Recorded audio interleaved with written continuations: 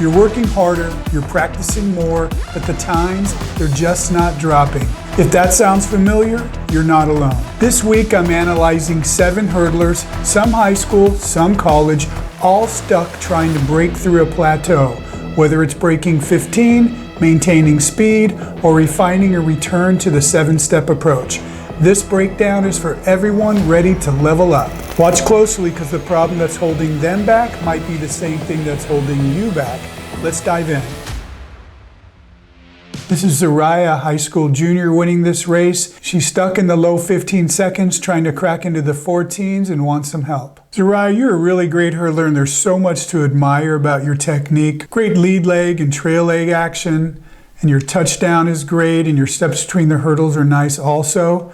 But I can't help but notice just how high you are over this hurdle. This is what's killing it for you. If you could drive at the top of this hurdle rather than jumping up over it, you'll be so much faster. And it's the only thing I can see keeping you from running into the 14s. You're just going to have to trust that you have a good lead leg and trail leg, and you can get lower than this, and you'll do it. This is Taiwan. He's a high school senior just looking for some tips on how to get better overall. Taiwan, I think you're an exciting hurdler and fun to watch, but something that I definitely notice here, I see that you're swinging your lead leg almost straight up towards the hurdle. At this point, your heel should still be right up by your butt and don't start to unfurl it about right here. That'll drive your momentum more forward rather than up. And even though you're not going too high over the hurdle, I think that lead leg is causing you to land too far on the other side, which is too much air time. And we see here they keep both of your arms forward as you go over the hurdle. I don't think that's a good idea for you. That sets you off balance. When you land, you are indeed off balance right here. It looks like you're ready to fall over to the right, and it takes you a while to recover here to get to the next hurdle.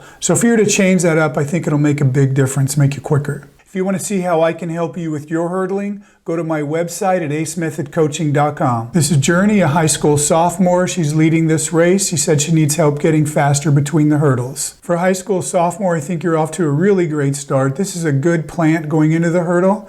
This is a nice position right here, but you're just simply too high over this hurdle, taking too long to land and too far on the other side. And then running between the hurdles, you're reaching out too far, landing on your heels, and that's what's slowing you down. Again, another big reach here and another big reach here on your heels.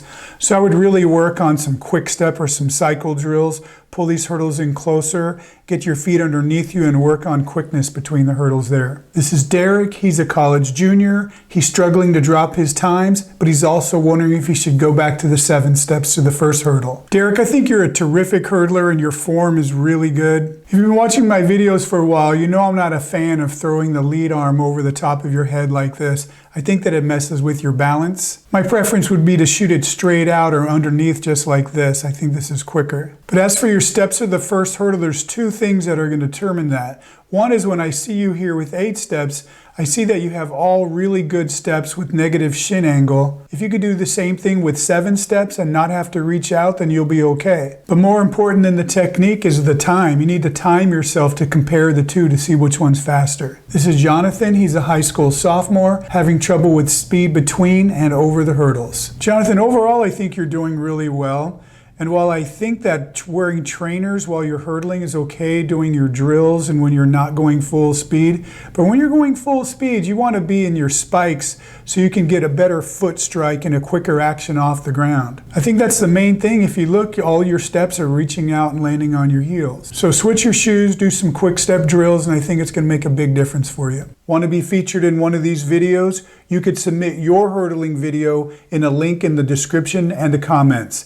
But heads up, last week I got over 100 videos and I can only choose 7. If you want real coaching where I break down every detail of your form, give you a personalized game plan so you can drop some serious time, you should book a virtual coaching session. That link's right there too. This is Jacen, a collegiate hurdler who just wants his technique analyzed. Jacen, I think you have really good form. In fact, your lead arm action is my new example of how I like it to be done. Instead of shooting it out or across your body, you're just bringing it straight up as if you're running, which makes a whole lot of sense biomechanically. I like the action of your trail arm too, and your touchdown looks really nice. So does your first step and your second step. And your third step's a bit of a reach out here. Try to get it more underneath you. The one thing I would suggest is right here to have your heel closer to the butt And I notice right here, you never really straighten out your lead leg. If you look at all the elites, at this point, they have it almost straight. Oh, then what I see here is you're landing too far away from the hurdle.